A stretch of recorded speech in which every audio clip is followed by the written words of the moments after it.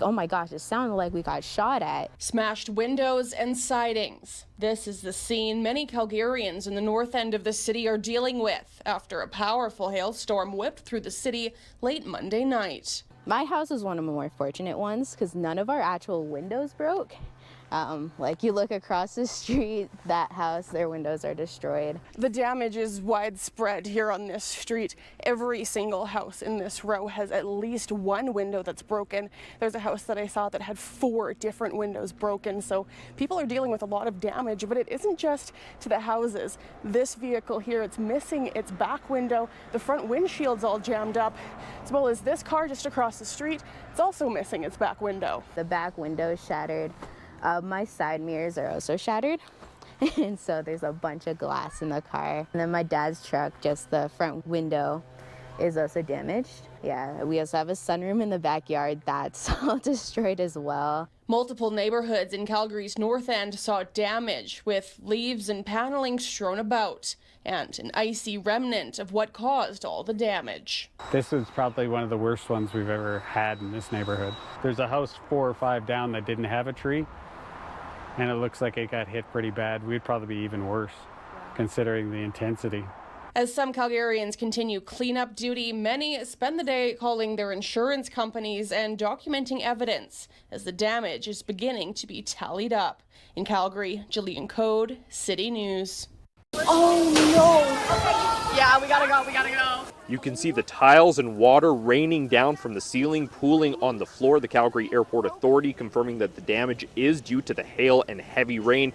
They confirm that portions of the domestic terminal are still closed, leading to dozens of canceled flights both in and out of Calgary. So if you're traveling through YYC, you'll want to go through and check your flight status. Both the Calgary Airport Authority and those living here in Northwest and Northeast Calgary will be dealing with a long cleanup process after last night's storm. Severe weather caused widespread damage across Ontario and Quebec this week, with heavy rainfall leading to flash flooding and power outages. Southern and eastern Ontario saw rivers and drainage systems overwhelmed within hours.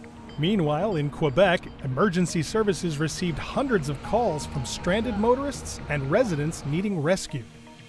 Intense rainfall caused rivers to overflow, flooding homes and disrupting road safety.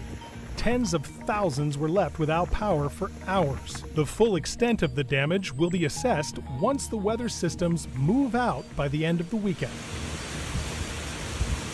And a major concern for an Indigenous community in BC as debris from a large mudslide is threatening their livelihood. The slide and damage from the rushing water could impact critical salmon runs. CTV's BC Bureau Chief Andrew Johnson on the surge of Murky River.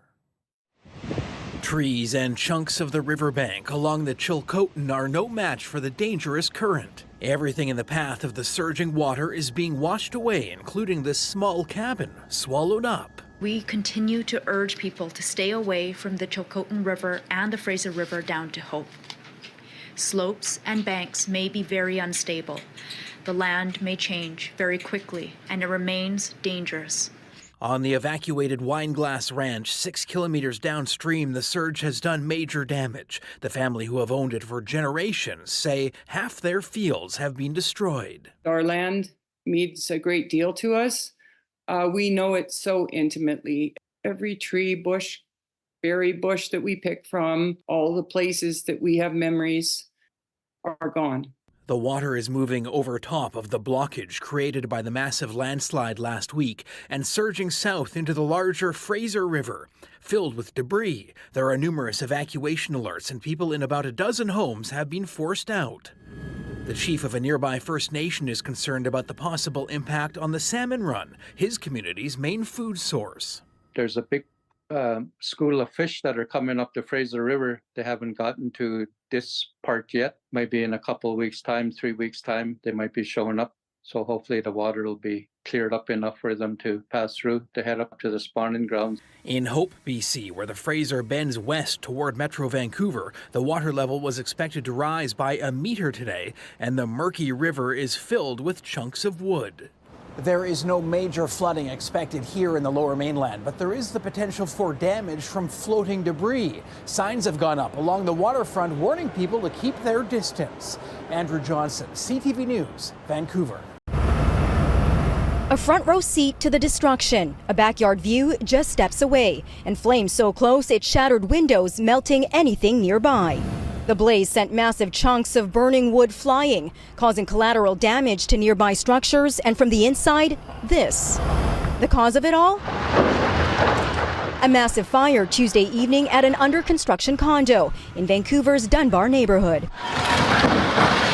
The inferno and intense heat causing a crane to collapse across West 41st and onto a home.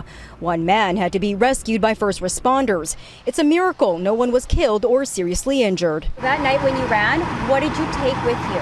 I took my phone and my cat. That's it. No wallets, no clothes, no bra. The fire destroying 2 homes and embers damaging 7 others. Dozens of nearby residents were forced out. By Thursday morning, most were allowed to return home. But Zihao Zhang is not one of them. She's only back to retrieve items. Passport, ID, credit cards, and my laptop, and medication, and a few clothes, I think. Ning Kai lives in the same home. I've been talking to crews on site. Sounds like they have to remove the crane first, of course. That probably takes a week. And then removing the scaffold that is dangerous, that falling, towards the backyard and backside of the house. The neighborhood littered with evidence of fire. Cleanup of lawns and streets continued.